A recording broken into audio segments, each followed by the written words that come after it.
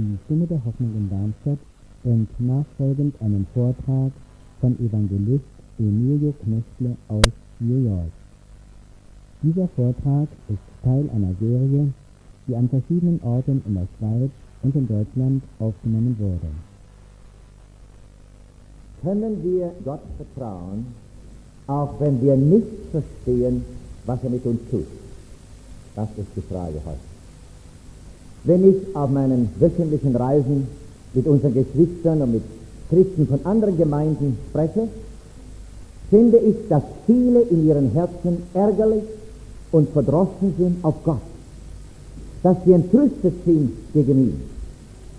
Ich sehe viele traurige Gesichter in allen christlichen Gemeinden. Und wenn ich diese Christen persönlich und im Vertrauen berate, finde ich, dass in vielen eine große Verbitterung gegen Gott ist. Ich glaube, dass in den Herzen von 90% der Menschheit ein Groll, ein Ärger und Entrüstung gegen Gott ist, gegen seine Leitung, gegen die Art und Weise, wie Gott ihre Lage und ihre Umstände und ihr Schicksal gestaltet hat. Sie sind unzufrieden, wie Gott mit ihnen gehandelt hat. Sie denken, ich sollte ein glückliches Familienleben haben. Ich wollte einen gesünderen Körper haben. Ich sollte schöner sein. Ich sollte intelligenter sein. Gott hätte mir mehr geben können. Gott hätte mir einen liebenden Gatten geben können, eine bessere Ausbildung geben können. Und sie geben alle Gott die Schuld daran. Sie sagen, Gott liebt mich nicht. Ja, in den Herzen von vielen Christen gibt es solche Entrüstung gegen Gott, dass ihre Liebe für Gott erfroren ist.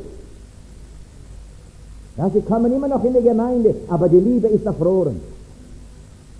Und sie verfluchen einen solchen Gott und sagen, warum soll ich einen solchen Gott Vertrauen haben? Er erhört ja meine Gebete nicht. Er gibt mir nicht, was ich verlange.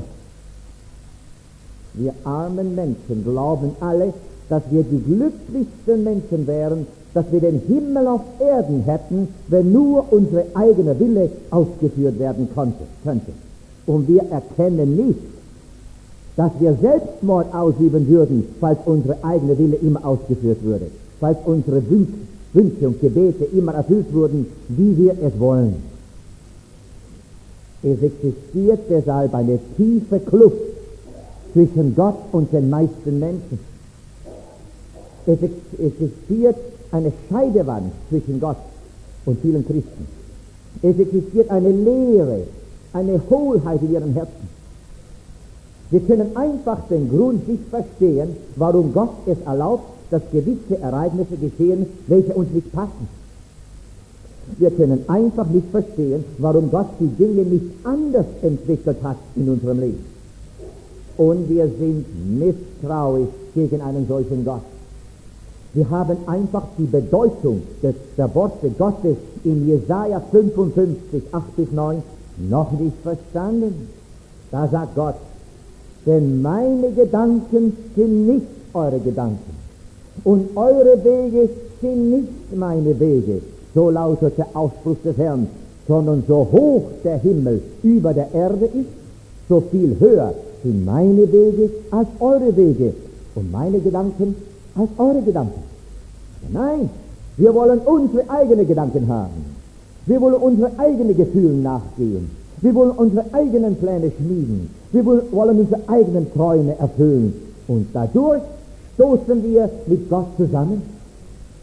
Hier ist die Schwierigkeit, der Defekt, die Störung, das Unglück.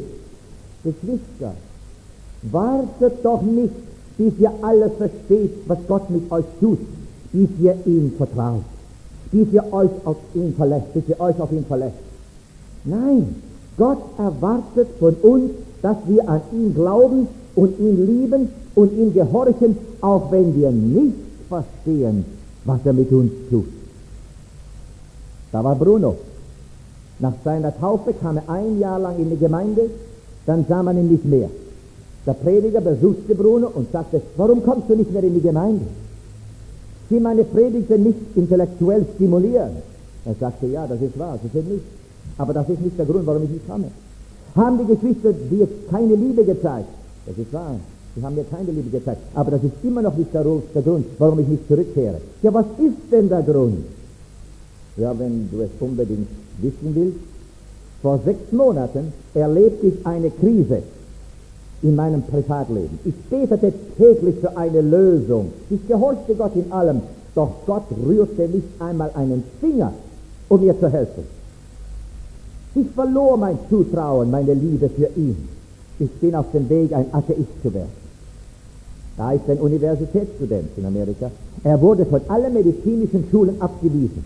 Er betete, doch keine einzige Schule hat ihn angenommen. Er sagte zu mir, einen solchen Gott kann ich nicht lieben. Das ist eine junge Braut. Sie war schwanger. Ihr Gatte verließ sie jedoch und heiratete ein anderes Mädchen.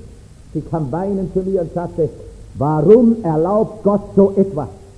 Einen solchen Gott kann ich nicht vertrauen. Das ist ein junges Ehepaar. Sie verloren ihre einjährige Tochter. Sie starb plötzlich von einer seltsamen Krankheit. Emilio, sagten sie, warum tötet Gott ein unschuldiges Kind? Einen solchen Gott können wir doch nicht anbeten. Da war ein junger Arzt. Er hatte gerade die Schule in Loma Linda erledigt. Er hatte gerade ein schönes junges Mädchen geheiratet und hatte den Schiffsdienst. Und plötzlich bekommt er eine schreckliche Krankheit, Kinderlähmung, und war paralysiert von hier. Da habe ich gerufen, 3000 Meilen. Emilio, warum erlaubt Gott so eine Katastrophe? Ich hasse diesen Gott. Ich will nichts mehr mit ihm zu tun haben, noch weder mit seiner Gemeinde. Das war eine Frau. Sie nahm die adventistische Wahrheit an, aber ihr Gatte begann sie zu hassen, zu quälen. Sie kommt und sagt, warum erlaubt Gott so etwas? Ich habe ja in allem gehorcht. Ich bete ja täglich, aber ich kann nicht mehr beten. So einen Gott kann ich nicht mehr lieben. Da ist sogar ein adventistischer Prediger. Er erhielt nicht die Beförderung, die er seit Jahren erwartete. Plötzlich läutete er mir an und sagte, ich habe alles abgesagt. Ich bin aus dem Werk heraus. So einen Gott, so eine Gemeinde kann ich nicht dienen. Mit all diesen Leuten habe ich gebeten, tut das nicht. Das ist ja Selbstmord, was ihr tut. Du verstehst nicht, warum Gott das erlaubt hat, aber das ist gar nicht notwendig. Hiob hat nie verstanden, hat nie eine Erklärung erhalten von Gott, warum er leiden musste. Das war eine Prüfung. Ob du Gott liebst, vertraust, auch wenn du nicht verstehst, was er mit dir tut. Aber sie waren alle verbittert. Liebe Geschwister, Verbitterung führt zu Sünde. Was ist Sünde? Sünde ist Rache gegen Gott. Viele Christen sagen, ich werde Gott im Stiche lassen, weil er mich so behandelt hat. Und sogar wenn ich unseren Geschwistern sage, nicht Gott, sondern der Teufel ist verantwortlich, was dir geschehen ist, dann antworten sie mir so, gut, aber Gott hätte es verhüten können. Nein, sage ich, dann hättest du deine Lektion, deine Lehre gar nie gelernt. Und eine mildere Form, Gott anzuklagen, ist ihn zu vernachlässigen. So, dann werde ich eben die Bibel nie mehr lesen. Ja, ich werde weiter in die Gemeinde gehen, aber beten, Bibel, nein. Das ist auch eine milde Form, Gott anzuklagen. Einige sagten mir, von jetzt an tue ich, was mir gefällt. Von jetzt an liebe ich mich selbst, nicht mehr Gott. Die Bibel ist voll mit Warnungen, nicht verbittert zu werden. Hebräer 3,8 verhärtet eure Herzen nicht, wie es bei der Verbitterung geschah am Tage der Versuchung in der Wüste. Verbitterung verhärtet das Herz gegen Gott. Viele Christen sagen, ich bin fertig mit ihm. Und wir gebrauchen unseren freien Willen mit Genuss gegen Gott und zerstören uns dadurch für ewig. Hebräer 3,12. Sehet nun zu, liebe Brüder, dass sich bei keinem von euch ein böses Herz des Unglaubens im Abfall von dem lebendigen Gott zeige. Wenn das Herz verhärtet ist, dann steht der Mensch allein, ferne von seinem Gott. Dann darf der Teufel dich schlagen und er wird es tun. Und das Herz dieser Menschen wird härter und härter, bis er schließlich in den ewigen Tod niedergeht. Hebräer 3,15. Wenn es heißt heute, wenn ihr seine Stimme hört, verhärtet eure Herzen nicht, wie es bei der Verbitterung geschah. Verbitterung ist ein Totschläger, ein Mörderer. Es tötet alle guten Verhältnisse und Freundschaften zwischen den Menschen und Gott. Bitterkeit ist wie eine Säure, welche die Seele auffrisst. Hebräer 12,15. Gebt Acht darauf, dass sich keiner von der Gnade Gottes abwendet, dass keine Wurzel voll Bitterkeit aufschieße und Unheil verursache und gar viele durch sie vergiftet werden. Liebe Geschwister, nimmt euer Schicksal, alle Umstände des Lebens von Gott, wie es kommt, nimmt es an. Vertraut in ihn sogar, wenn ihr nicht versteht, warum etwas Trauriges geschehen ist in eurem Leben. Eine verbitterte Person ist ein Feind Gottes, ob er es weiß oder nicht. Denn denkt mal, wenn wir keine Schwierigkeiten mehr haben in unserem Leben, dann werden wir auch keine Gelegenheit, keinen Ansporn mehr haben, unseren Glauben zu üben, unseren Glauben zu entwickeln. Der Mensch, welcher von Christus am meisten geliebt wird, wird auch am meisten gezüchtigt. Du und ich müssen dieses Prinzip verstehen, oder wir werden Gott falsch beurteilen und einen schrecklichen Fehler machen. Warum ist der Teufel von Gott weggefallen? Weil Luzifer keinen Tadel, keine Züchtigung von Gott annahm. Luzifer wollte nicht geschliffen werden. Darum wurde er untauglich für die Krone des Herrn, der arme Kerl. Da wir in einer sündhaften Welt leben, werden wir immer Enttäuschungen erleben. Was denkt ihr denn, dass mein Traum war im Jahre 1963, als ich die adventistische Wahrheit annahm? Mein Traum war, dass meine Frau, dass meine 6 Kinder und andere in der Familie bald getauft werden, auch bald Mitglieder meiner Gemeinde sein werden. Aber es geschah nicht so. Es ist heute 15 Jahre später und keines wurden bisher getauft. Natürlich wünscht Jesus Christus, dass meine ganze Familie in unsere Gemeinde eintreten. Aber Gott wird nie Gewalt benutzen, um das zustande zu bringen. Das große Rätsel ist der freie Wille jedes Menschen, welcher Gott achtet und respektiert. Nun, ich bin natürlich sehr enttäuscht, dass meine Familie kein Interesse hat, Adventist zu werden. Ihr habt bestimmt auch solche große Enttäuschungen in eurem Leben. Aber lasst uns einmal eure Enttäuschungen mit den Enttäuschungen von Gott vergleichen. Falls Jesus heute Nachmittag unter uns sitzen würde, da in der ersten Reihe, da würde ich heruntergehen und sagen: Jesus, mein lieber Jesus, was war dein Traum, als du die Menschheit geschaffen hast? Und Jesus würde antworten: Emilio, meine Hoffnung, mein Traum war, dass Adam und Eva und ihre Kinder alle meine Willen getan hätten, dass sie mich alle liebten und mir gehorchten und dass sie schließlich alle in mein Königtum eingetreten wären und für ewig in meiner Gegenwart gelebt hätten. Und da müsste ich sagen: aber es ist nicht so herausgekommen, Jesus, nicht wahr? Nein, ist eine traurige Antwort. Mein Traum wurde nicht wahr. Als die Sünde in die Welt eintrat durch Adam und Eva, versuchte ich trotzdem, dass mein Traum verwirklicht werden kann. Und so wurde ich ein Mensch. Ich starb an der Stelle des Sünders, sodass jeder eine zweite Gelegenheit hat, mein Königreich zu betreten. Weißt du, ich wünsche, dass keine einzige Seele in der Hölle verbrennen wird, nicht einmal eine. Nun, Geschwister, sagt mir, was wurde aus dem Traum von Jesus? Er hat fehlgeschlagen. Nur eine kleine Handvoll von Menschen werden Gottes Königreich betreten. Die meisten unter uns benutzen ihren freien Willen, um gegen Gott zu arbeiten, und sie werden deswegen umkommen. Was sind die Enttäuschungen Jesus?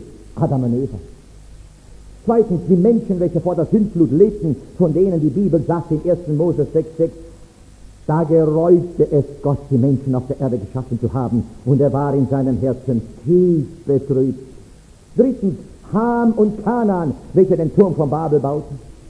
Eine andere Enttäuschung. Israel und Juda, von welchen der Herr in Jesaja 5,4 sagt, was hätte man doch mehr für meinen Weinberg tun können, dass ich nichts an ihm getan hätte? Warum musste ich erwarten, dass er Trauben bringen würde, wenn er doch herrliche, wilde Trauben gebracht hat? 15. Die Christenheit war auch eine Enttäuschung, welche sich zu Babylon entwickelte. Laodicea, eine weitere Enttäuschung, von welcher der Herr sagt in Offenbarung 3,17, weil du sagst, ich bin reich, ja, reich bin ich geworden, habe nichts nötig, und weil du nicht weißt, dass gerade du, elend und bemitleidenswert, arm, blind und nackt bist. Also eine Enttäuschung nach der anderen für den armen Jesus. Nur hier und da fand er ein wenig Freude, ein treuer Mann hier, eine treue Frau dort, nur wenige Menschen, welche für Jesus einstehen. Geschwister, können wir unsere Enttäuschungen wirklich mit Jesus Enttäuschungen vergleichen? Nein. Deine Enttäuschungen sind viel größer als unsere. Seid deshalb nicht betrübt über euer Schicksal, über eure Umstände, über eure Enttäuschungen. Fängt nie an, Gott zu beschuldigen. Zieht eure Liebe für Jesus nie zurück. Hört nicht auf, in Jesus zu vertrauen. Wenn ihr das aber nicht tut, werdet ihr eure Seele zerstören. Durch Selbstmitleid, durch Selbsterbarmen können wir unsere Seele verlieren. Was ist das Schlagwort für Adventisten heutzutage? Warten auf das Kommen Jesu? Ja, nur teilweise. Das zweite Schlagwort ist unbegrenztes Ausharren. Unbegrenztes Ausharren, das ist das Schlagwort für heute. Und zwar in jeder schweren persönlichen Lage. Seit über 130 Jahren warten wir auf Jesus. Und viele unter uns sind sehr müde geworden von diesem Warten. Viele kehren zurück zu einer weltlichen Lebensweise, zu leben wie die Weltmenschen. Sie wollen nicht mehr weiter warten. Heute ist der Wahlspruch für uns unbegrenztes Ausharren und Warten. Treu bleiben zu Jesus und zu seiner Gemeinde. Matthäus 24,13. Wer aber bis ans Ende standhält, der wird gerettet werden. Jakobus 1,12. Selig ist der Mann, der die Anfechtung besteht. Denn wenn er sich bewährt hat, wird er das ewige Leben empfangen als Siegeskranz, den der Herr denen verheißen hat, die ihn lieben. Liebe Freunde, nach Leiden kommt Segen. Also habt Ausdauer. Das heißt nicht nur warten auf Jesus, denn man kann müde werden dabei, sondern Ausdauer. Das heißt, dem Herrn kein Datum setzen für ein Geschehnis, das wir von ihm erbitten. Wenn ihr ein Datum setzt und sagt, wenn du bis Ende Jahres das in meinem Leben nicht ausführst, bin ich fertig mit dir. Furchtbar. Das ist eine Beleidigung für den Heiland. Zweitens, das würde eure Seligkeit in Gefahr bringen. Fragt den Herrn nicht, wann wirst du mein Gebet erhören? Wie lange muss ich noch warten, bis du meine Lage änderst? Nein, seid doch nicht besorgt. Die Zeit ist in der Hand Gottes. Er kommt nie zu früh und er kommt nie zu spät. Der Herr sagt sich, wie kann ich mit einem solchen Menschen arbeiten in der Ewigkeit, wenn er immer sagt, wenn Gott nicht bald meine Lage ändert, dann mache ich nicht mehr mit. Sagt so etwas nie. Der Herr antwortet dir, es ist mein Vorrecht zu bestimmen, wann und wie dein Gebet erhört wird von mir. Das ist mein Vorrecht. Der Herr will größere Dinge tun für dich, als du dich wagst zu hoffen und zu beten. Er lässt uns manchmal tiefer und tiefer in die Schwierigkeit heruntergehen, um uns dann höher zu heben. Er sagt uns, wenn du jetzt auch nicht verstehst, was ich mit dir tue, geh weiter, halte auf, glaube an mich. Ja, ich weiß, wir alle haben Lieblingspläne, wir alle haben Lieblingshoffnungen. Wir hoffen alle, dass unsere Wünsche wahr werden. Und wenn sie nicht wahr werden, nach einer Wartezeit von vielen Jahren, während denen wir beten, dann werden wir entrüstet gegen Gott. Aber das ist ja nicht einmal vernünftig. Wir sollten uns fragen, erstens, war mein Plan gut? Zweitens, ging mein Plan parallel mit Gottes Plan? Drittens, vielleicht hat Gott einen besseren Plan für mich. Ja, Der Endzweck, das Ziel Gottes für uns ist bestimmt das Beste. Aber Gott wählt vielleicht den niedrigen Weg, um sein Ziel zu erreichen. Und dieser niedrige Weg bringt Demütigung, scheinbare Niederlage und Leiden. Sind wir willig, von Gott alles anzunehmen oder nur das, was uns passt? Letzten Endes, wer ist der Leiter? Er oder ich? Er ist doch der Herr. Ich bin nur der Diener. Er macht den Plan für mein Leben, ich führe ihn aus. Geschwister, du und ich müssen wie Wasser werden. Wasser passt sich sofort an alle Gefäße an, in welche es gegossen wird. Was auch die Form des Gefäßes sein mag, das Wasser passt sich an. Falls das Gefäß flach ist, das Wasser passt sich an. Falls das Gefäß krumm gebogen ist, das Wasser passt sich an. Wir müssen uns an alle Umstände anpassen, die Gott in unser Leben sendet oder erlaubt. So sicher, dass Gott Gott ist, so sicher ist er, dass er unsere Dunkelheit und Schwermut in Herrlichkeit und Pracht umwandeln wird am Ende. Dies ist versprochen in der Bibel. Römer 8, 28. Wir wissen aber, dass denen, die Gott lieben, alle Dinge, es sagt nicht einige Dinge, alle Dinge, das heißt die Guten und die Bösen, zum Guten dienen, weil sie ja nach seinem Ratschluss berufen sind. Lasst uns einmal 7 Ursachen unseres Leidens sorgfältig ansehen. Die erste Ursache des Leidens.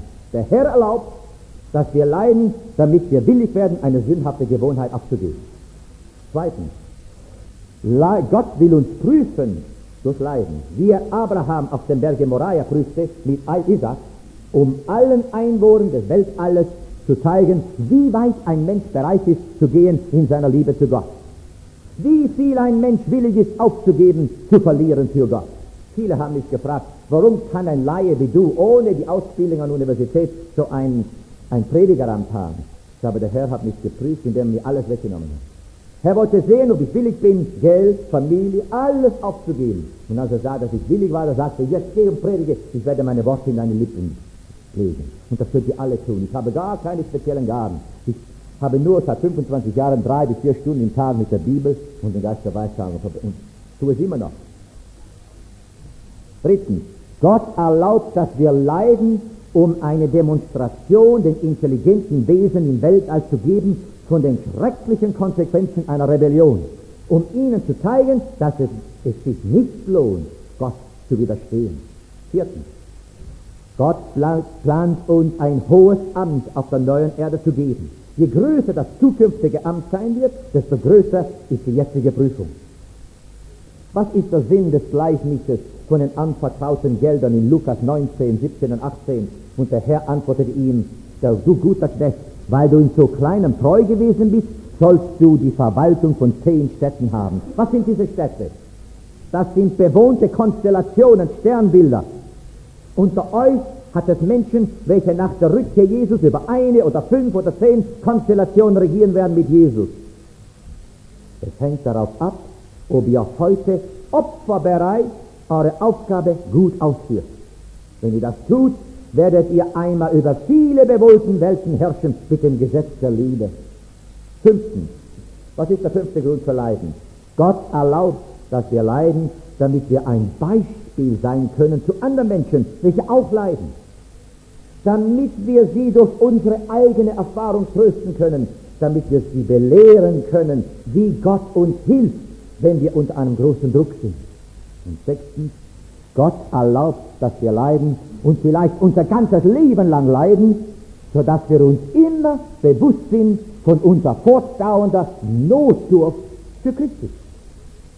Es scheint, dass viele unter uns ihre erste Liebe für Christus verlieren, sobald der Herr ihr Problem löst, welcher das Leiden brachte. Zum Beispiel, sobald eine unglückliche Ehe oder eine schlechte finanzielle Lage gelöst wird, dann sagen sie, jetzt bin ich nicht mehr abhängig von Jesus. Wenn der Herr weiß, dass wir so veranlagt sind, lässt er uns das ganze Leben lang leiden, damit wir uns immer bewusst sind von unserer fortdauernden Notdurft und Abhängigkeit an Jesus. Dann ist Leiden nur ein Zeichen seiner Liebe, denn er will nicht, dass du zerstört wirst. 7. Gott erlaubt, dass wir leiden, um Dimensionen unseres Charakters beizufügen, unser Charakter so zu entwickeln, dass sogar ein kompliziertes Wesen wie Gott Genugtuung und Befriedigung haben wird, mit uns zu verkehren, mit uns eng verbunden zu sein. Zum Beispiel, wenn ein hochintelligenter Mann, ein hochgebildeter Mensch eine Gemahlin sucht, wird er eine dumme, unerfahrene, unausgebildetes Mädchen heiraten? Nein, sie würden sich nicht verstehen. Er wird jemand suchen, welcher so tief denken kann wie er, so viel weiß wie er, nur das befriedigt den Mann. Gott hat uns als Braut ausgesucht. Kein Engel wird näher zu Gott stehen als wir. Darum gibt uns Gott viele tiefe und schwere Erfahrungen, damit wir reif und reif werden im Charakter, sodass wir ihn besser verstehen können. Ist ein Engel je gehasst worden wegen seinem Glauben an Jesus? Nein, keiner. Ist ein Engel je am Grabe seines Sohnes gestanden? Nein, keiner. Verlor ein Engel je seine Stelle wegen seinem Glauben? Keiner. Wurde ein Engel je verfolgt und ins Kerker geworfen, weil er treu die Gebote Gottes hielt? Nein, keiner.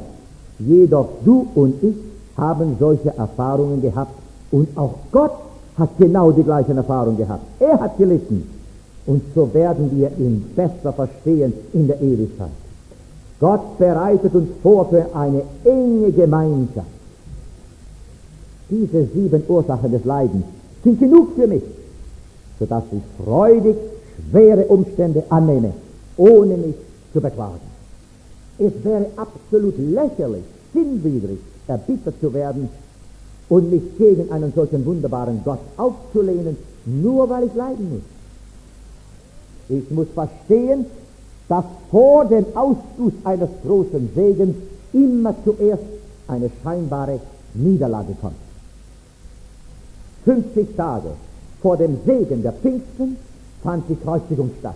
Die größte Enttäuschung für die Jünger.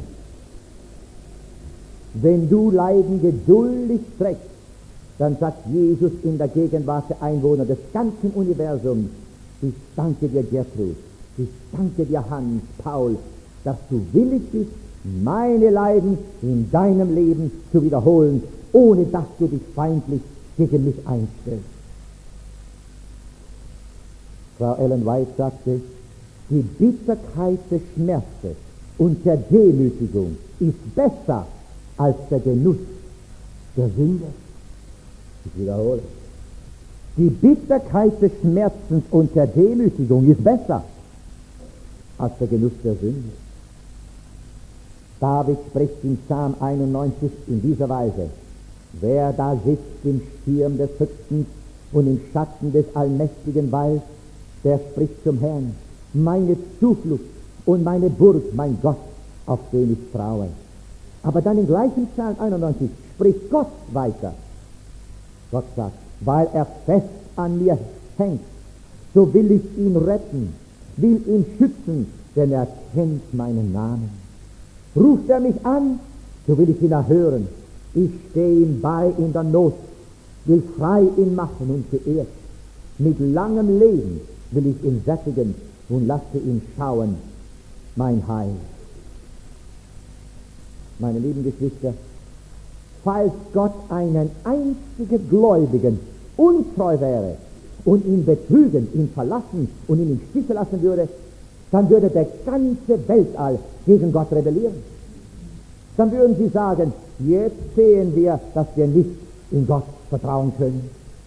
Geschwister, entweder bist du und ich ein kostbarer Diamant, oder wir sind nur Kieselsteine, ein wertloser Kieselstein, welcher der Herr wegwerfen wird, wenn er zurückkommt. Nun, ein Diamant ist nur wertvoll, wenn er geschliffen wird. In seiner rauen, ungeschliffenen Form ist der Diamant wertlos.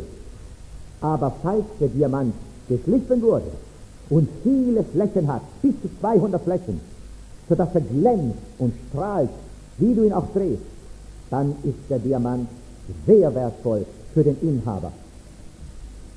Wenn Gott dich nicht prüft durch Leiden, dann schleift er dich nicht. Und du wirst nie als einen Edelstein in die herrliche Krone gesetzt, die Jesus trägt. Aber falls du geschliffen wirst durch große Prüfungen und Leiden, dann heißt es, dass du vorbereitet wirst, als einen Edelstein in der herrlichen Krone des Königs der Königs gesetzt zu werden. Unser persönliches Verhältnis mit Gott ist der wichtigste Aspekt, die wichtige Seite unseres Lebens. Jesus Christus erwartet von uns eine grenzenlose Liebe für ihn. Und so prüft er uns, um zu sehen, ob wir ihn lieben, auch wenn es keine sichtbare Ermutigung dazu gibt. Gott prüft uns bis auf die Knochen. Gott prüft uns bis ans Ende unseres Lebens. Denk doch mal, Daniel musste in die Löwenleuengrube gehen, als er 80 Jahre alt war. Nicht, wenn er 40 Jahre alt war. Man würde denken, dass Daniel mit 80 Jahren lange genug geprüft wurde. Aber nein, in diesem Alter wurde er nochmals schrecklich geprüft. Nicht einmal Jesus war eine Ausnahme. Gott, der Vater, hat nicht einmal seinem eigenen Sohn diese Demonstration einer völligen Treue erspart. Wisst ihr, dass Christus 7-mal gerichtet wurde am Tage vor seiner Hinrichtung? 7-mal hätte Jesus entscheiden können, seinen Glauben aufzugeben und mit Satan zusammenzuarbeiten. Aber nein, Jesus blieb treu zu seinem Vater. Ja, wusste denn der Vater nicht, dass Jesus ihm treu bleibt unter den schwierigsten Umständen? Ja, er wusste es. Aber das war nicht genug. Jesus musste bis zum bitteren Ende gehen, die Kreuzigung.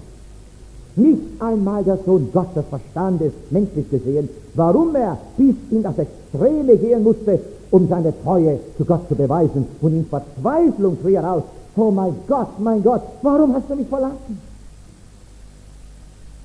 Seine Menschlichkeit brach zusammen.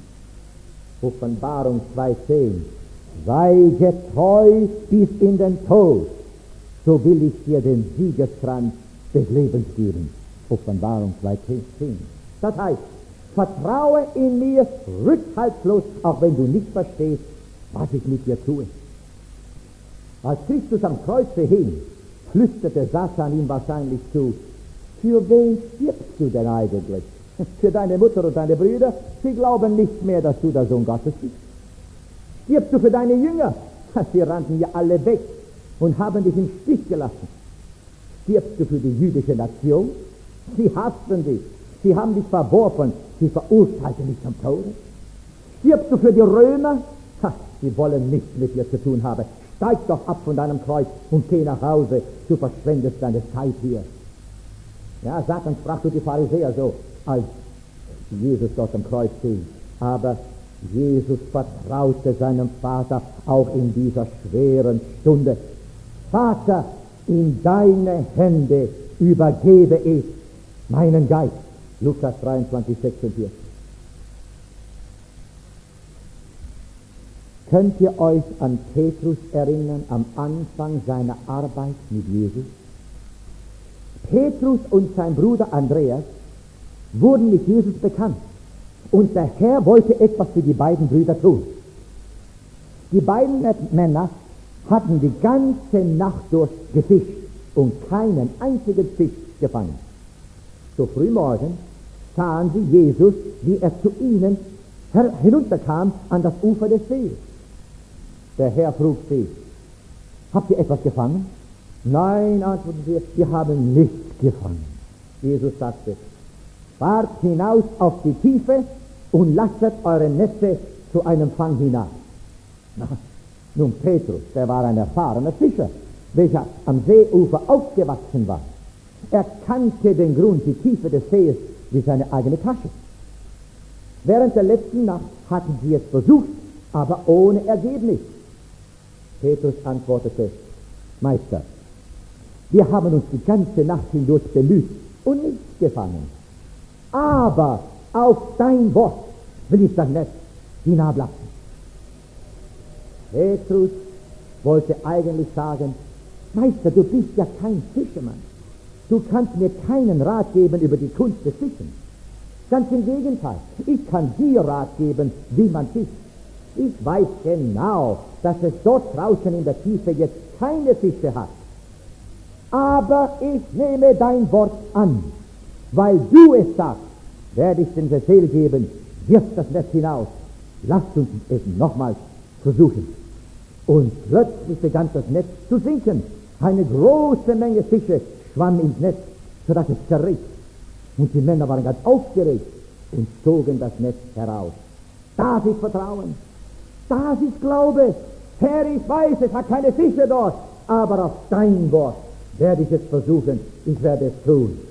Liebe Geschwister, sollten wir nicht alle dem Beispiel von Petrus folgen, wir ungläubigen Gläubigen? David schrieb, solche Kenntnisse sind zu wunderbar für mich, zu hoch.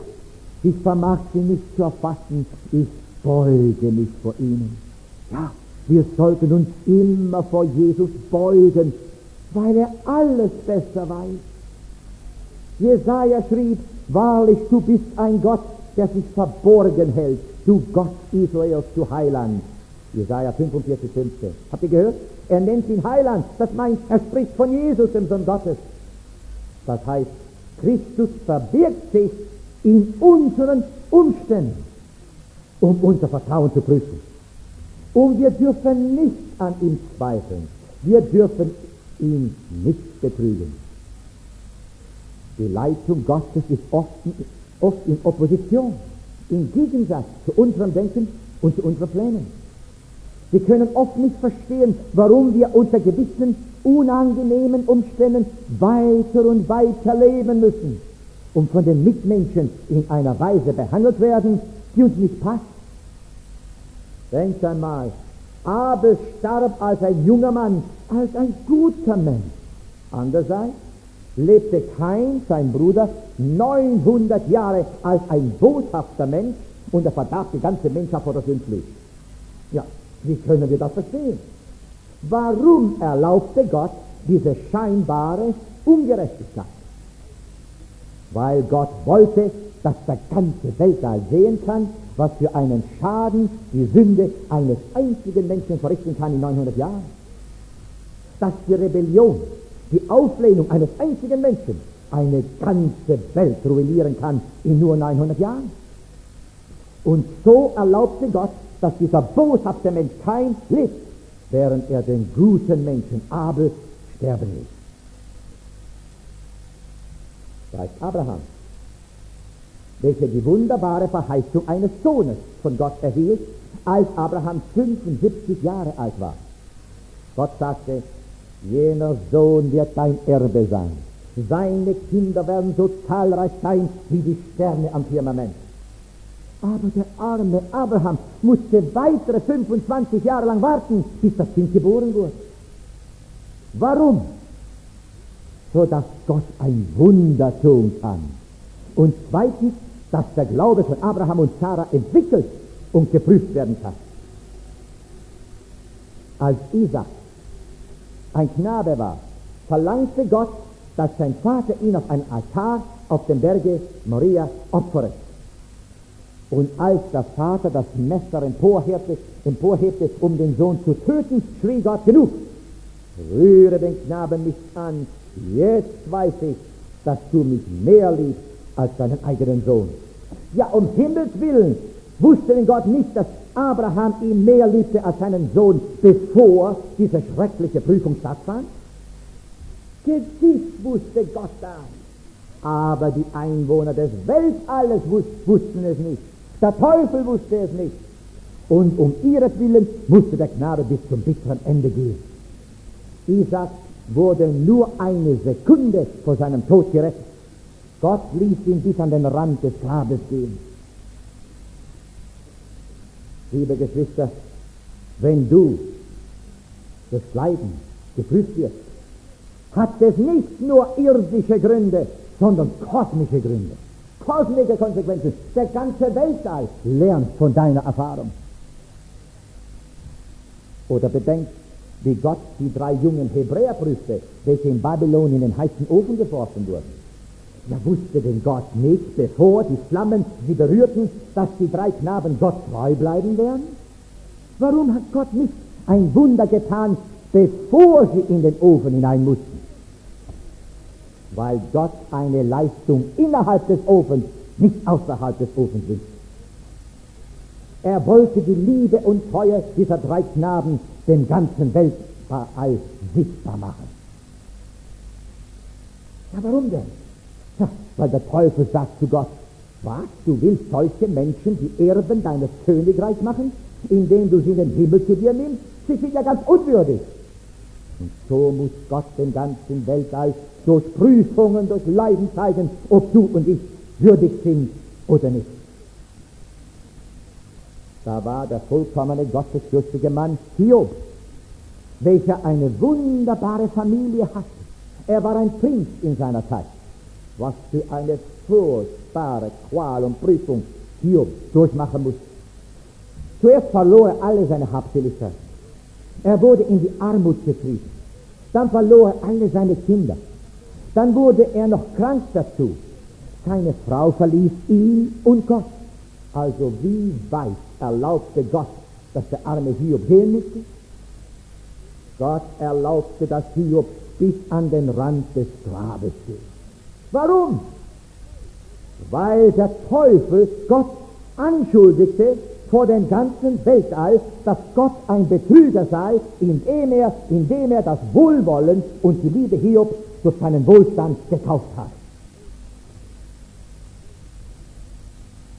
Elia fuhr lebendig in den Himmel, aber sein Nachfolger Elisa starb von einer schrecklichen Krankheit. Ist das nicht furchtbar? Warum erlaubte Gott nicht, dass Elisa länger lebte? Das weiß nur Gott. Moses wurde aus dem Wasser des Nils genommen, um ein Erretter von Israel zu werden. Aber das Leben von Moses ging auf und ab und auf und ab.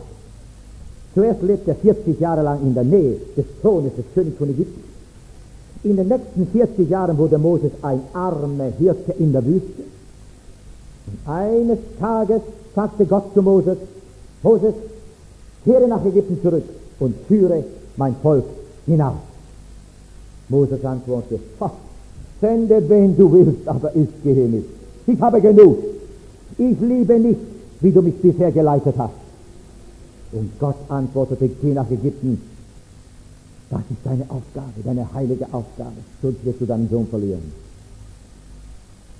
David wurde gesalbt als der nächste König von Israel durch Samuel. Aber der König Saul lebte weitere 13 Jahre und verfolgte David und hetzte ihn zu Tode wie ein Tier. David schlief in den Felsen in der Wüste. Er lebte nicht wie ein König, sondern wie ein Flüchtling. David war ununterbrochen dem Tod und der Tragödie ausgesetzt. Warum? Das war seine größte und höchste Ausbildung.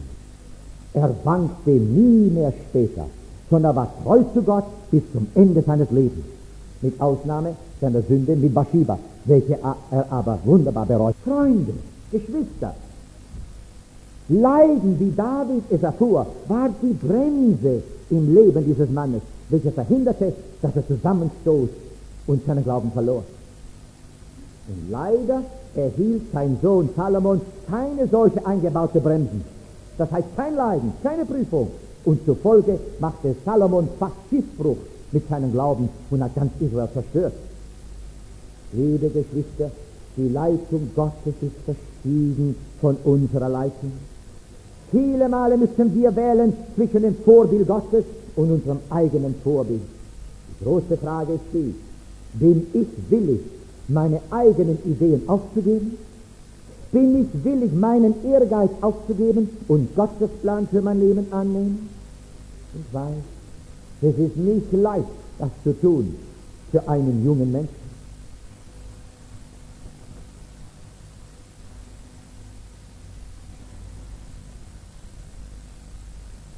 Die Frage ist, können wir Gott vertrauen? wenn wir nicht verstehen, was er tut mit uns. Das berührt uns alle in diesem Raum. Denn die Sichtung ist da. Es gibt nur eine Sichtung, aber sie kommt in zwei verschiedenen Formen. Persönliche Sichtung, das heißt, kolossale, schwere Umstände kommen in unser persönliches Leben, plötzlich, um zu sehen, ob du treu bleibst an Jesus und allen Umständen. Und die zweite Seite derselben Sichtung ist, dass kolossale Umstände, schwierige Umstände über die ganze Gemeinde Laodicea kommen werden.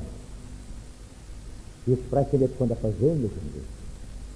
Wie benimmst du dich in deiner persönlichen Sichtung?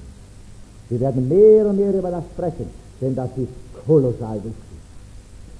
Denn Ellen G. White sagt, dass die Mehrheit von uns abzieht in diese Richtung. Und das ist tragisch. Und ich versuche jede Stunde, jede Minute und alle meine Nervenkraft zu gebrauchen, um zu verhüten, dass diese Prophezeiung wahr ist. Ich will nicht, dass die Mehrheit ist. Aber ihr müsst verstehen, warum so Dinge in eurem Leben passieren werden. Und damit ihr stark bleibt und nicht euren Glauben verliert. So, ich habe nochmals eine Stunde über das zu reden. Aber jetzt wollen wir beten zu Gott. Bitte hört her.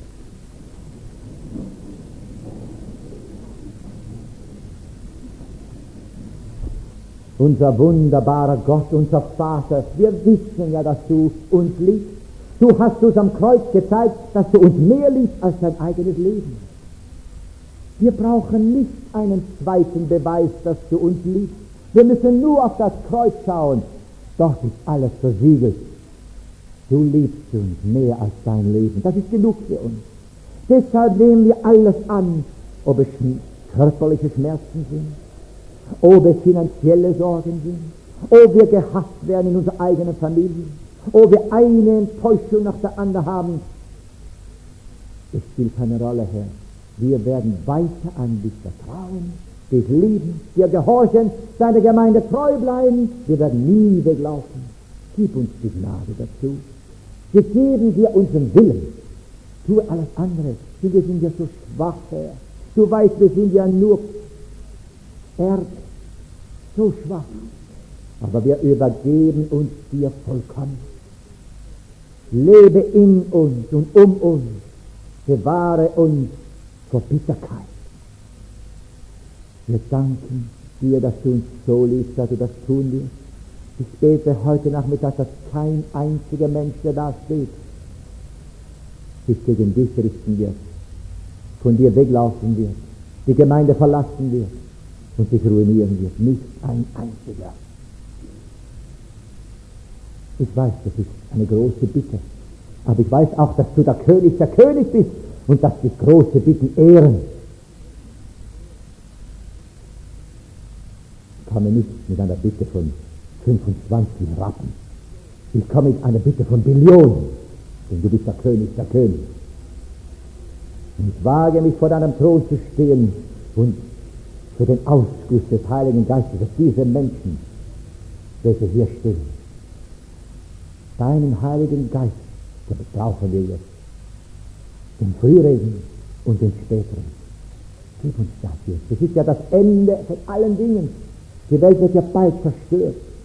Rette dein Volk. Bitte dich, rette dein Volk. Danke, dass du es tun wirst, weil du uns liebst und weil wir solche große Not haben. In deinem wunderbaren, starken Namen beten wir alle. Amen. Jetzt gehen wir in den zweiten Teil, der heißt, können wir Gott vertrauen, auch wenn wir nicht verstehen, was er mit uns tut. Und zwar möchte ich das sagen. Wenn ihr eine Person besucht von Haus zu Haus, denn das könnt ihr nebenbei auch tun, neben euren Versammlungen in eurem Heim, geht Haus zu Haus, und die Türe öffnet sich und da steht ein Christ, welcher sagt, ja, ich danke für den Besuch, aber ich bin ein Mitglied einer solchen Kirche und ich liebe Jesus. Dann sagt sofort, wunderbar, der Herr sei gepriesen, es ist so schön, dass ich ein anderes Kind Gottes getroffen habe. Schüttelt die Hand und geht weg. Denn es hat Christen überall, in anderen Gemeinden auch, nicht nur in unseren. Es werden viele, viele Menschen, welche nicht zu unserer Gemeinde gehören, im Himmel sein. Die, welche eine enge Verbindung mit Christus haben und alles Licht, was sie erhalten haben, ausleben, die werden im Himmel sein. Für eine solche Person würde ich einfach beten: Herr, wenn du ihm Licht gibst durch mich, dann öffne die Türe. Dann bringe irgendwelche Umstände in sein Leben, wo wir wieder zusammenkommen, dass ich ihm die ganze Wahrheit erzählen kann. Und der Herr wird das viele Male so tun. Aber ihr müsst mit dem Heiligen Geist zusammenarbeiten. Also die Türe für mich schloss, als ich Adventist wurde, 1963. Meine Frau sagte, ich will keine Evangelisation mit dir tun, im Haus oder aus dem Haus. Ich wusste, die Türe geschlossen. Da fragte ich Gott, was hast du im Sinn? Da sagte ich will, dass du Erweckungsfähiger wirst in meiner Kirche. Füttere meine Schafe. Und zu meiner Überraschung, anstatt große Evangelisation zu machen, schickte mich der Herr in alle adventistische Kirchen in Amerika und Kanada. Ich habe das ganze Land schon einige Mal bereist, um über Jesus zu unseren Leuten, zu unseren Geschwistern zu sprechen. Denn viele von uns kennen ihn nicht. Das hat mir der Herr gegeben. Das war aber nicht meine Idee, das war seine Idee. Und das ist eine wunderschöne Arbeit. Aber ich habe Evangelisation nicht aufgehört. Ich kann nicht mehr in New Canaan tun, wo ich lebe. Aber ich gehe vielmals in New York zu Versammlungen von anderen Kirchen, Presbyterianer, Lutheranische, überall gehe ich hin und arbeite mit ihnen. Und zum Beispiel, da habe ich einen presbyterianischen Prediger getroffen, Jack McFarlane, mit dem habe ich gebetet. Als ich fertig war, sagte er, ich habe noch nie so ein Gebet gehört. Ich kenne Jesus nicht so intim wie du. Könnte ich nicht hier und da mit dir beten? Ich sagte, natürlich. Da haben wir angefangen, uns zu treffen, um zu beten. Dann plötzlich sagte er, du scheinst Wahrheiten zu haben, welche ich nicht habe. Da sagte ich, dann studieren wir zusammen. Gerne. Wir haben angefangen zu studieren. 2 Jahre später wurde er getauft. Jetzt ist er in Andrews University und in einem Jahr wird er eine unserer Gemeinde übernehmen. Das geschah das Gleiche jetzt vor 6 Monaten mit einem lutheranischen Mann, der heißt Jerry Hausknecht. Der hörte wieder in einer Versammlung, 10 Minuten habe ich gesprochen, der sagt, du hast etwas, das ich nicht habe. Was ist es? Sag ich, lass uns treffen. Ich habe ihm meine Kassetten. Er wurde getauft vor einigen Wochen und nächste Woche geht er nach Andrews University, hat die lutheranische Kirche verlassen, wird ein adventistischer Prediger werden. Eines Tages habe ich mich mit 3 Hippies, was ist ein Hippie?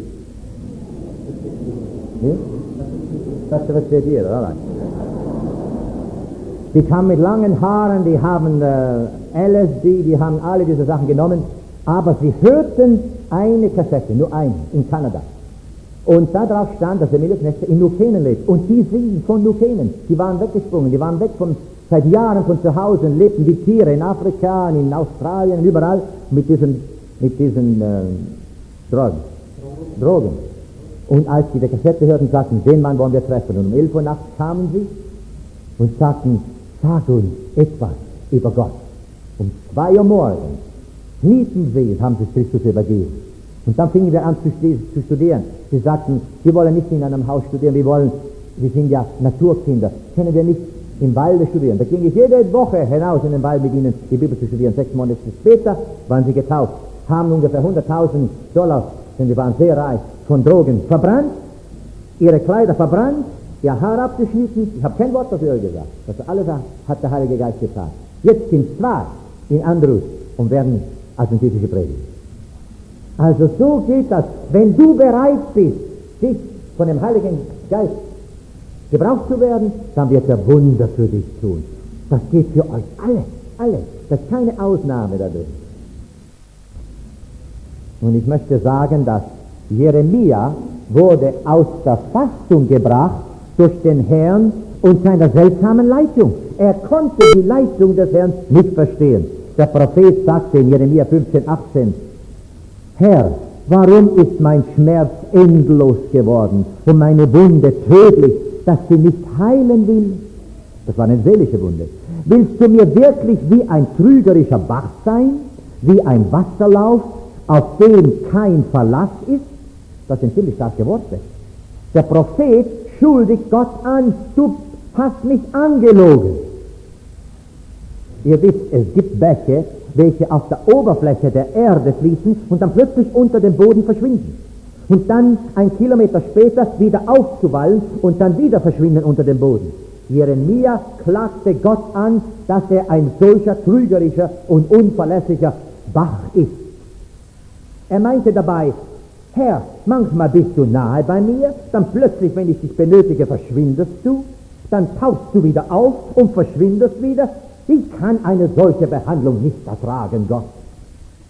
Und dann schüttete der liebe Jeremia sein Herz aus zu Gott und sagte in Jeremia 12,1, du behältst recht, Herr, wenn ich mit dir streite, doch möchte ich über richterliches Walten mit dir einmal reden. Sag mir, warum ist der Weg der Gottlosen glücklich?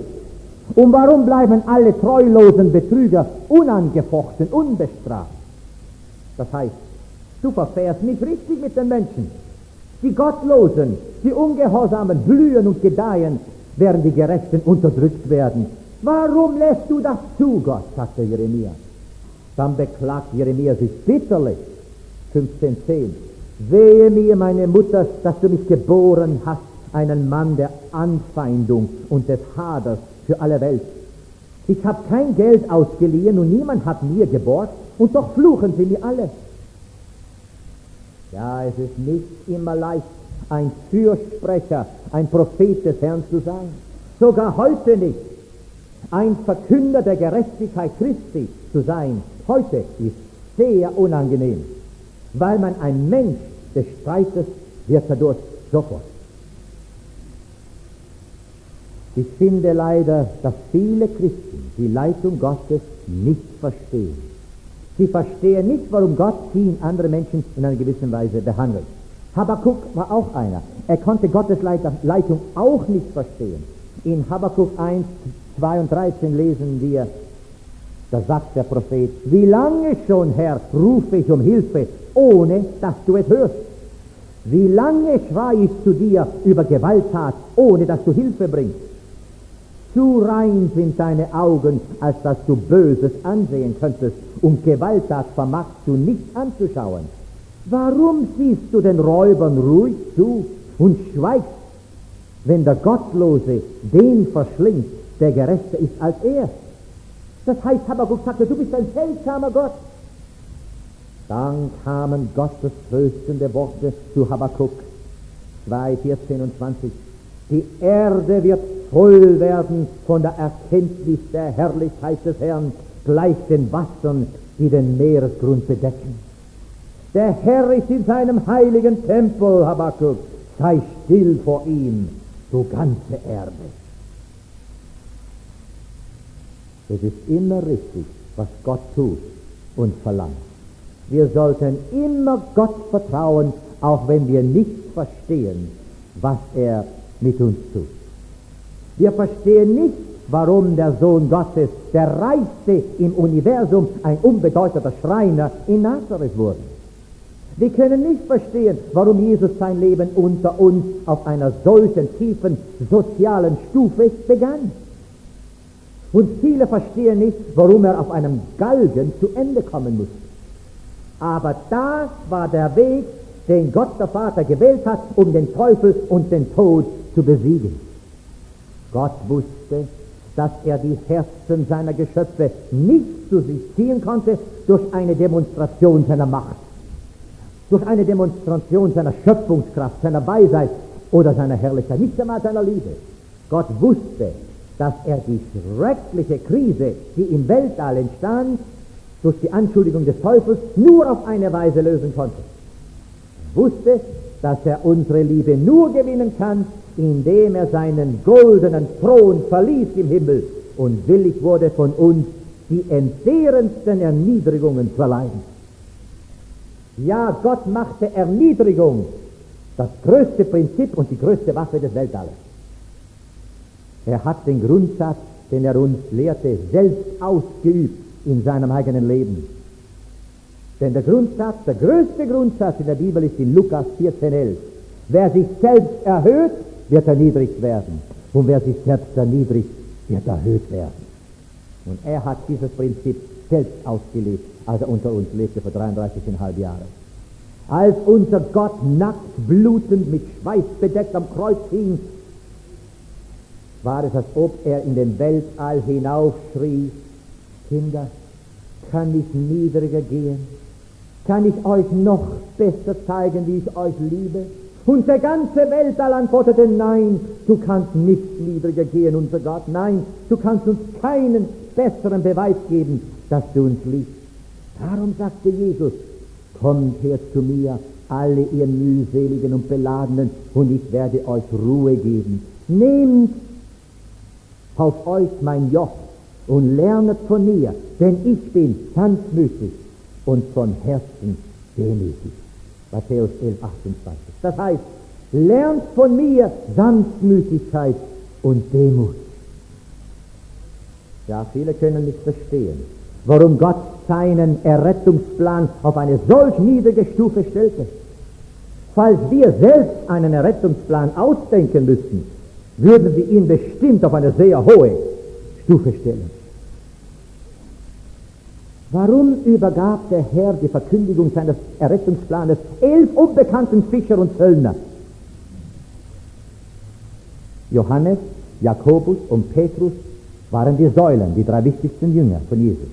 Wisst ihr, was mit Jakobus geschah, kurz nach der Himmelfahrt von Jesus? Jakobus wurde enthauptet durch Herodes. Apostelgeschichte 12,2. Aber dann, als Petrus verhaftet wurde und sie ihn auch enthaupten wollten, da erschien ein Engel um Mitternacht, welcher die Tore des Gefängnisses öffnete. Er führte Petrus aus dem Gefängnis hinaus und Petrus war frei. Aber warum? Warum nicht auch Jakobus? Warum wurde er nicht befreit? Warum nur Petrus? In Römer 9,13 sagt Gott, den Jakob habe ich geliebt, aber den Esau habe ich gehasst. Ananias und Sapphira wurden von Gott verurteilt und verworfen. Sie starben augenblicklich, weil sie nicht alles Geld vom Verkauf ihres Gutes den Jüngern übergaben in der großen Not.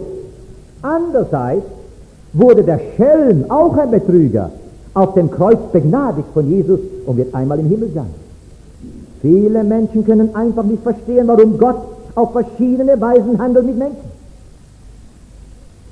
Lasst uns einmal unser eigenes Leben denken und an die rätselhaften Geschehnisse, die wir erfahren haben.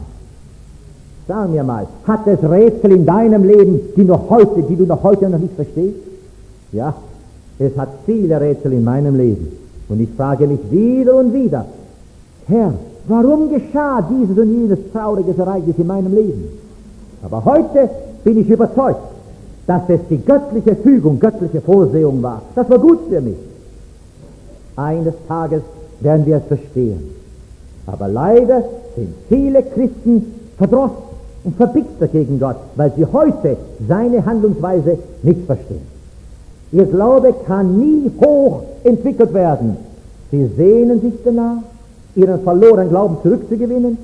Sie sehnen sich, geheilt zu werden, aber sie können nicht geheilt werden, weil sie ihre alten Gefühle des Verdrusses und der Verbitterung gegen Gott nicht fallen lassen wollen. Ihr Ärger, ihr Verdruss gegen Gott ist wie ein Stück Blei, wie ein Stein in ihrem Herzen.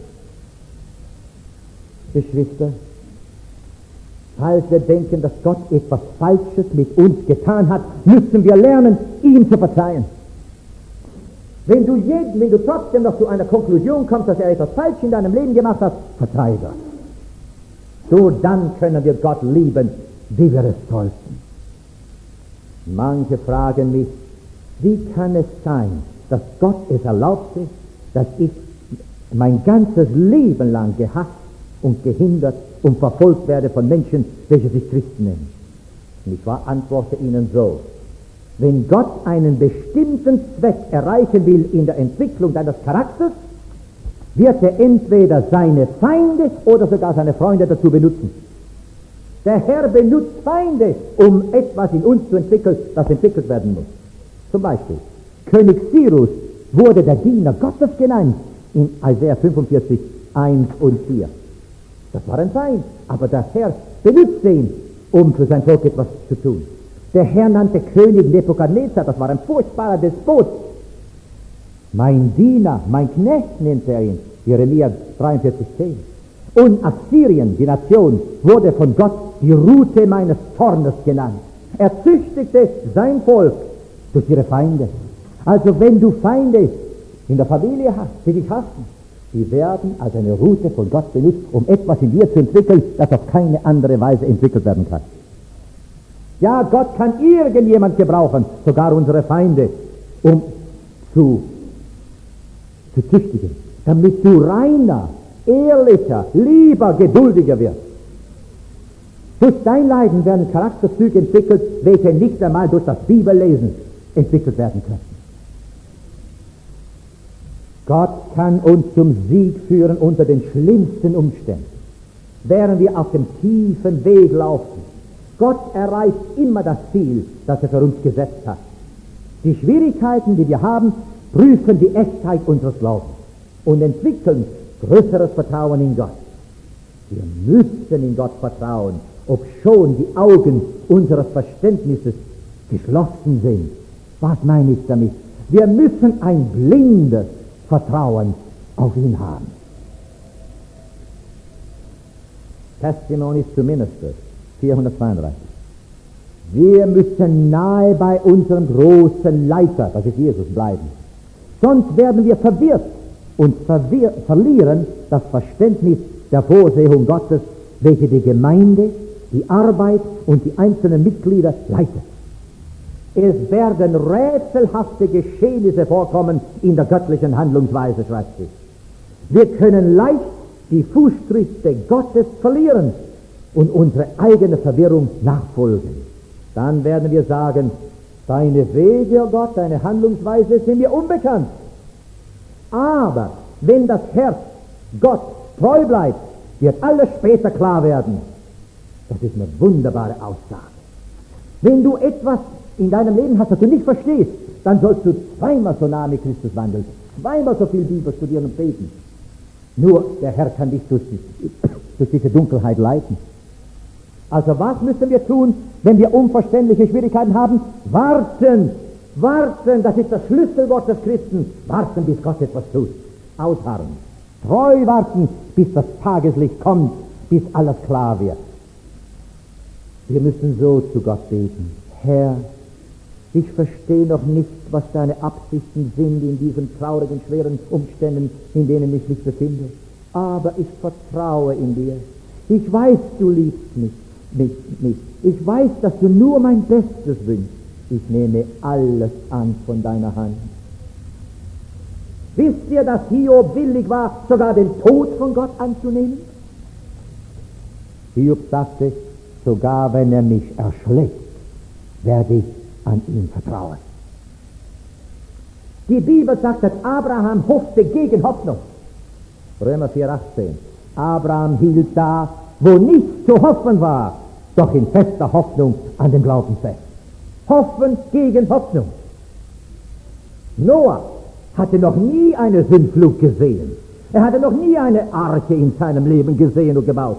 Trotzdem baute er eine Arche. Warum? Weil er in Gott vertraute. Hebräer 11,7.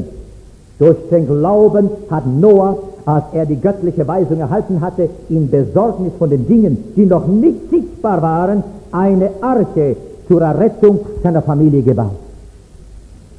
Und Frau Weiß schrieb, so wie Noah in die Arche eingeschlossen wurde, so werden die Gerechten am Ende durch göttliche Macht beschützt. Der Herr sagt heute zu dir, meine Wege sind nicht deine Wege.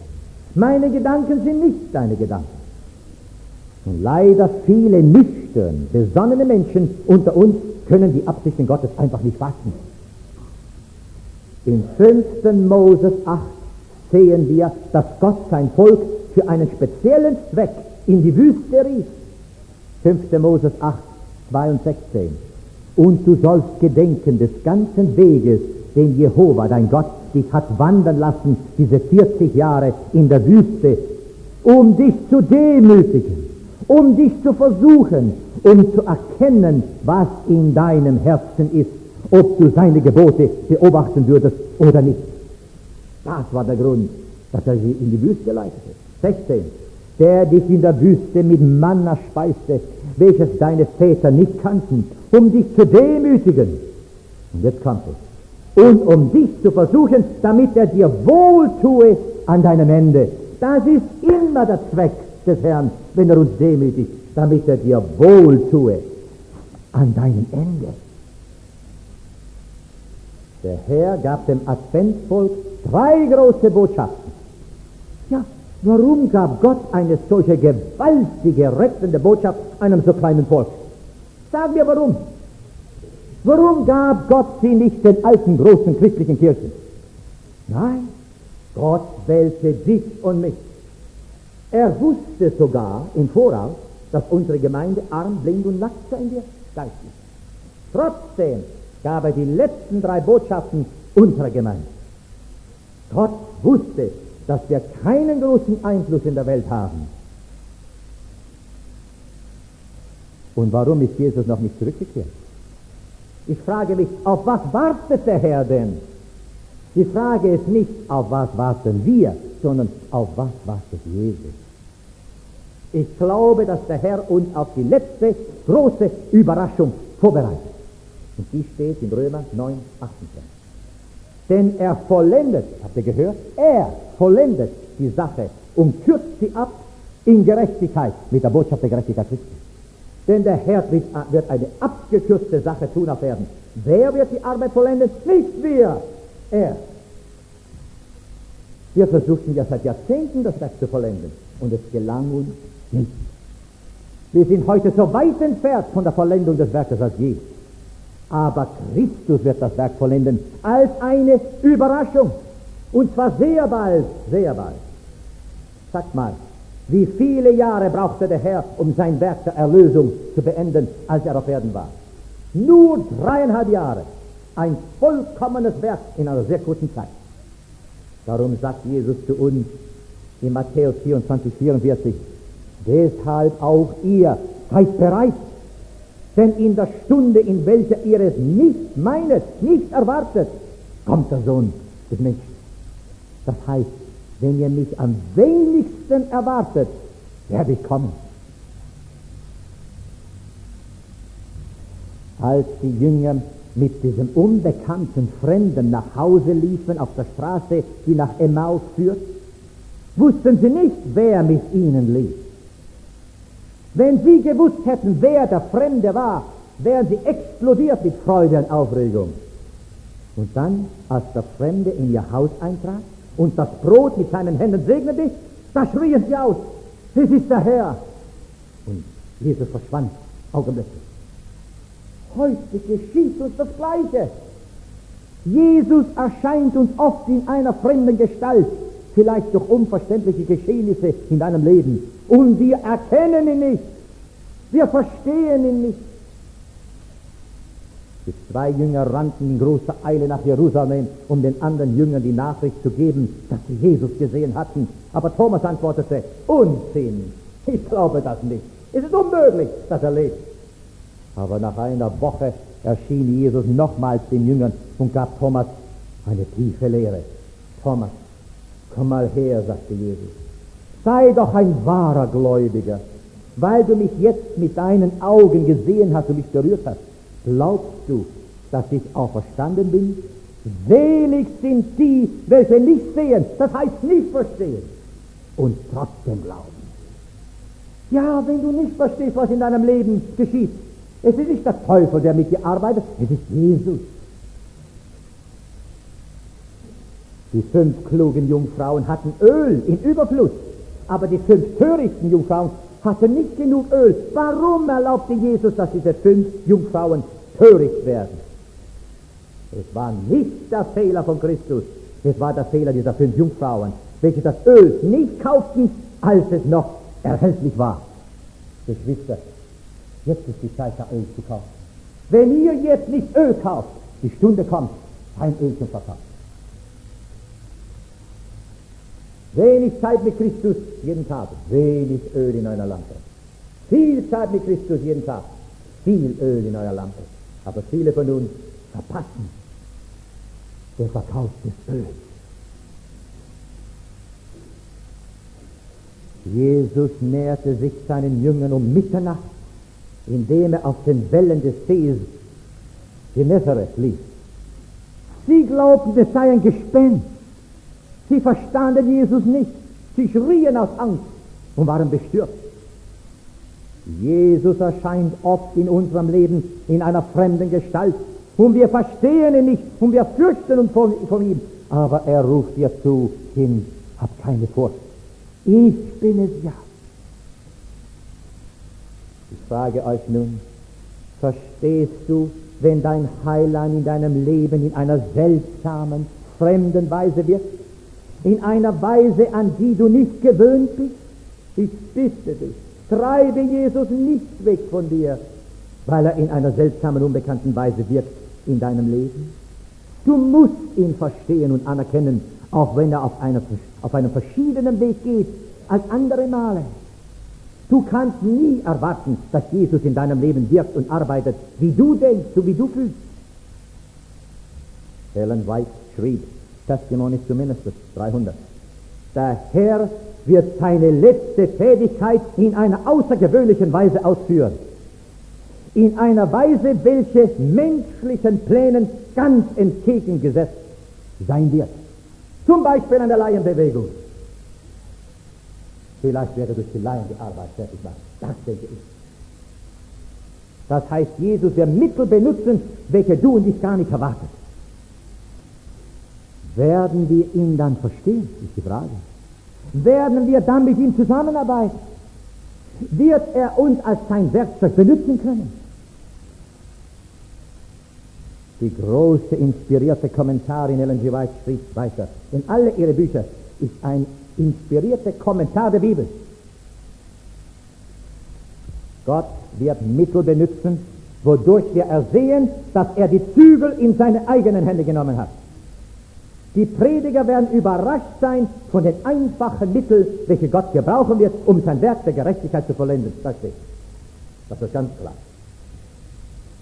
Liebe Geschwister, sollten wir nicht die gleichen Worte sagen, welche Hiob nach seiner Prüfung ausdrückte?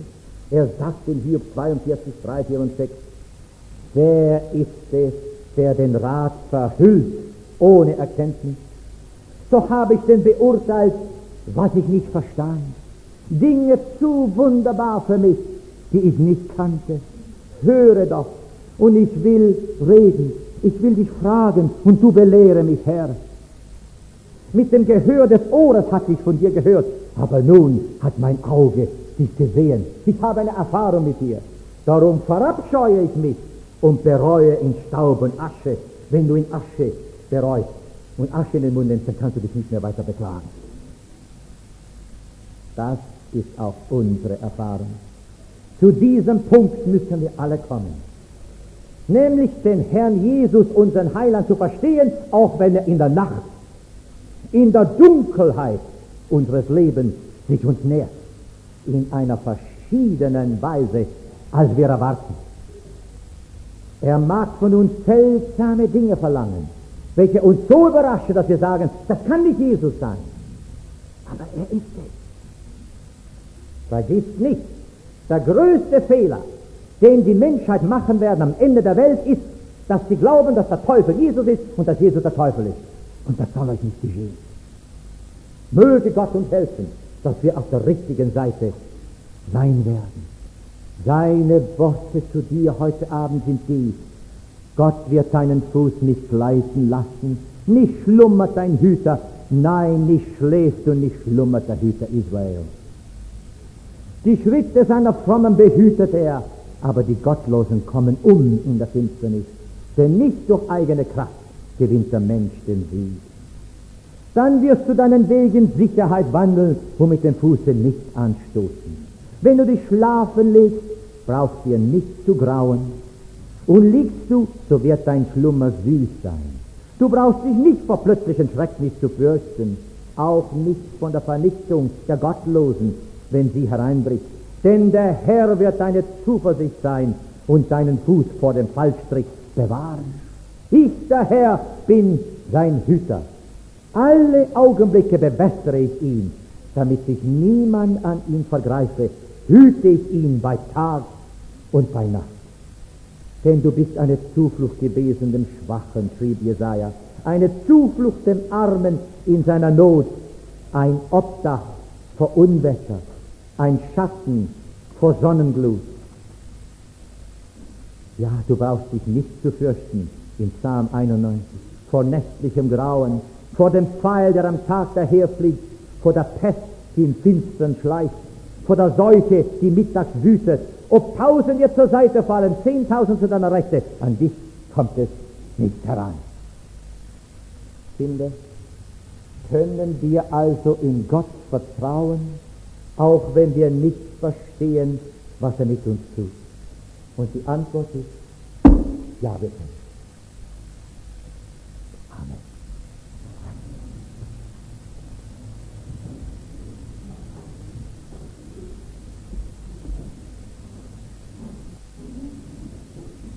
Unser lieber Vater in dem Himmel, wir danken dir von ganzem Herzen für die Hilfe, die du uns heute Nachmittag aus deinem Wort geschenkt hast.